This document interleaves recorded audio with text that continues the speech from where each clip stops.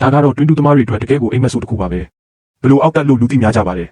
ကြီးမားတဲ့ဖိအားအောက်မှာပိတ်မိနေတဲ့ဓာတ်ငွေရည်ဒါမှမဟုတ်ရေနံစိမ်းတွေဟာမြေပြင်ပေါ်ကိုရုတ်တရက်အရှိန်ဟုန်နဲ့ပန်းထွက်လာတာပါအဲ့ဒီလိုပန်းထွက်လာတဲ့အရှိန်ဟာစက္ကန့်ပိုင်းတွင်းမှာတင်တွင်းတူးစင်တစ်ခုလုံးကိုဖျက်ဆီးပစ်နိုင်လောက်အောင်ပြင်းထန်ပါတယ်ပတ်ဝန်းကျင်မှာရှိသမျှအရာအလုံးဟာလည်းအန္တရာယ်ဆုံးတွေကိုရောက်သွားရပါတယ်တကယ်လို့တွင်းကတိတ်မနှက်ပဲဖိအားကလည်းအတင်းတင်ပဲဆိုရင်တော့အခြေခံကိရိယာတွေကိုသုံးပြီးဘလို့အောက်တက်ကိုရပ်တန့်နိုင်ပါတယ်အဲ့ဒီနောက်မှာတော့လေးလံတဲ့တွင်းတူးအရည်တွေကိုအတွင်းထဲကိုပန်းထည့်ပြီးဘလို့အောက်တားဆီးတဲ့အဆိုရှင်တွေကိုပိတ်လိုက်ကြပါတယ်ဒါပေမဲ့ဖိအားကအရင်ပြင်းထန်တဲ့အခါမျိုးမှာတော့ပုံမှန်နည်းလမ်းတွေကအလုံးမဖြစ်တော့ပါဘူး